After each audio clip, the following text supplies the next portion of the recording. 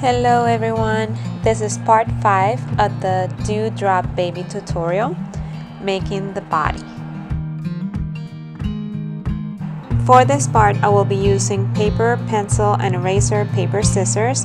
Fabric for the body, it really can be any fabric. Woven fabrics will give you a smaller body, which I think is even cuter. You need matching color thread, wool to stuff the body, and hand sewing needles. If you want to do some embroidery like I did here, you are going to need embroidery needles, embroidery floss, erasable fabric markers, pins, and fabric scissors as well. Also, this is optional, but it helps a lot if you can get a wooden rod, hemostats, or tube turners also to turn the body inside out. I'm going to show you very quick how to make a symmetrical pattern. I fold a regular paper in half, and I'm going to just draw half of the pattern. I first draw the contour of the neck, and then I start drawing the shape I want for the body.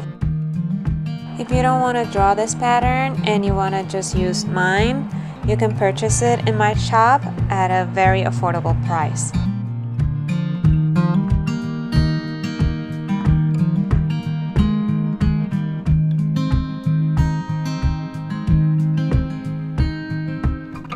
Once I am happy with the shape of the pattern, I'm gonna cut it and unfold it. When I unfold it, I have a whole body, as you can see here.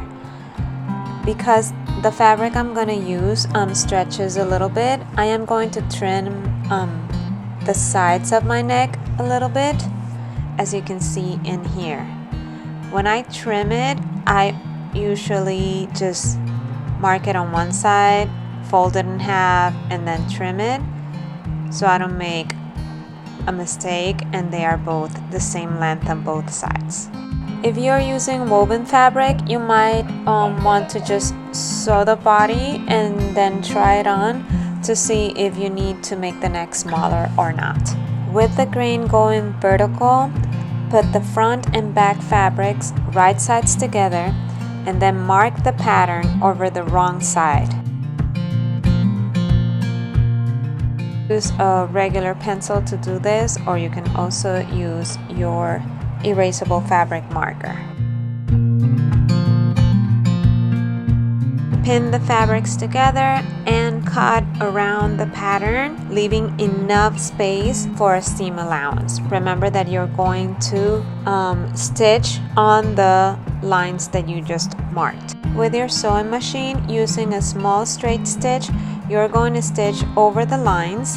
Then you're going to make a second row right next to the row you made before, but on the outside, as you can see in here. They're close together but not on top of each other.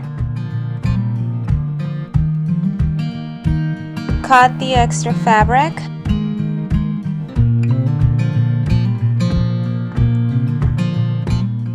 Make sure you clip the sharp corners like the ones on the neck and under the arms. That way when you turn the fabric, well, the body right side out, it won't pull in those areas. Turn the body right side out. I'm using my tube turners, but hemostats work very well. Also, a chopstick with a straw does the exact same thing as these tube turners. Also, make sure you push the seams. Do it gently though, so they are all like flat on the inside. Stuff the body with small fluffed pieces of wool. I am using a wooden rod here to help me get to the smaller places or the farther away places. Also, it helps me push as much wool as I can to make it as firm as possible. I try to stuff the body firm, but also leave some space for the neck.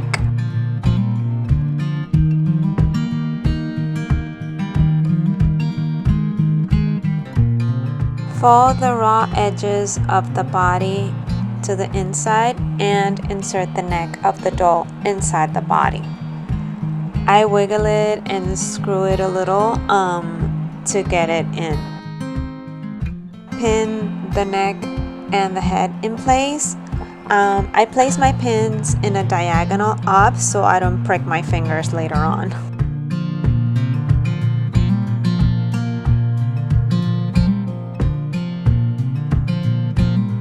With hand sewing needle and matching color thread, stitch the head to the body starting center back. I do this with ladder stitches. I do 1 row of regular ladder stitches.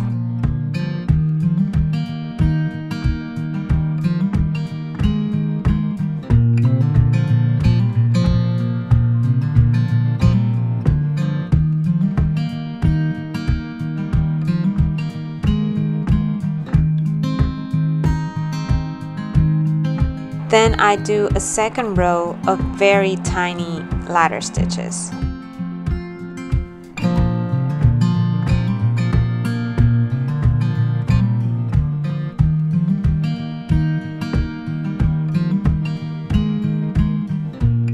Let me just show you the difference between the regular ladder stitches and the very tiny ones. These are regular size ladder stitches. And then these are very tiny ones. There is a big difference, as you can see here.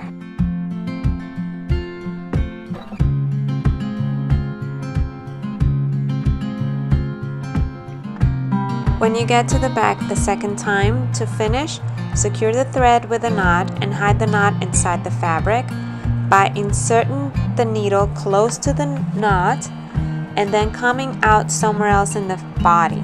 You need to pull the thread and cut close to the fabric, but being careful not to cut the fabric. By doing this, the thread will hide itself inside the fabric.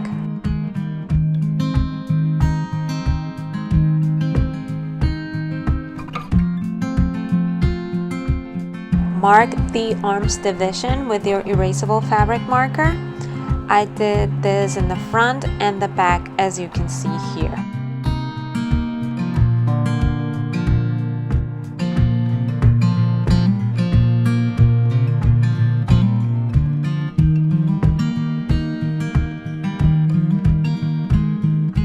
With hand sewing needle and matching color thread, make an anchor stitch either in the front or the back of the mark you just made in one of the arms. Then insert the needle right next to the knot and come out directly on the other side. Then go around the bottom of the arm where you marked the line and insert the needle again next to the anchor knot you made in the beginning. Do this at least twice and pull every time you go around. Don't pull it too tight, but just enough so the thread will sink a little bit and it will make that shape of the arm. I did this 4 times because I wasn't paying that much attention, but 3 times is enough. To finish, secure the thread with another anchor stitch in one of the sides and hide the thread inside the body the way you did before. Also, if there is a tail from the first anchor stitch, go ahead and pull it and cut it with your scissors like I'm doing here. You can leave the doll as it is, or you can add some appliques or paint something on it, or whatever you feel like.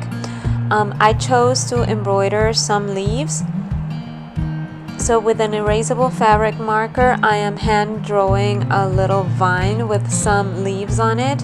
Something very simple and very easy for anyone to do, I think.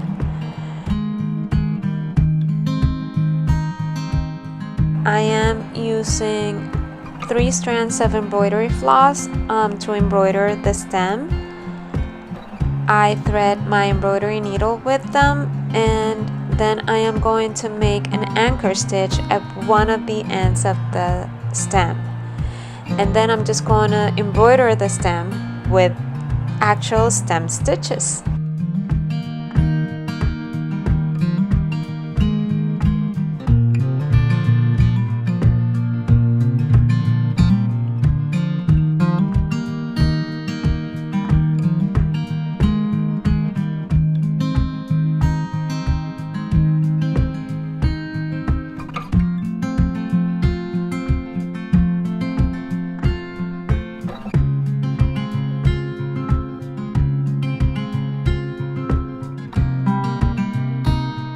When I get to the other end, I make another anchor stitch and hide the threads inside the body.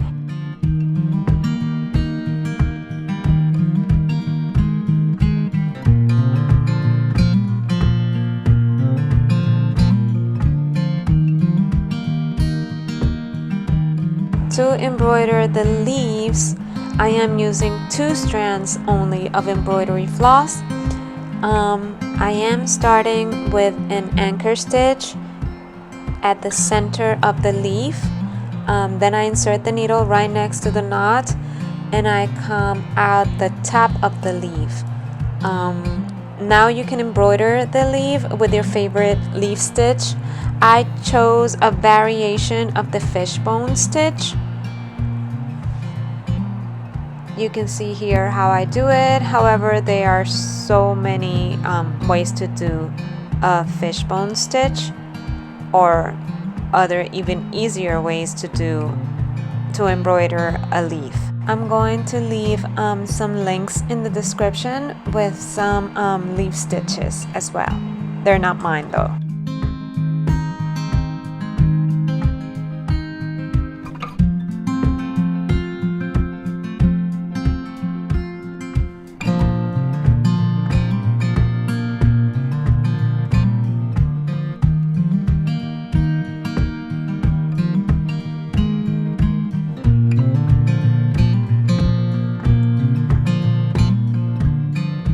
When finishing a leaf, if you still have enough thread for the next leaf, insert the needle at the bottom of the leaf and come out the top of the next leaf, and then repeat the process of the embroidery.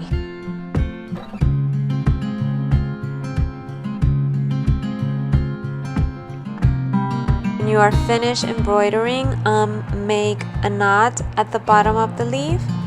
Insert the needle right next to the knot and come out somewhere else in the body and cut the thread to hide it inside the fabric.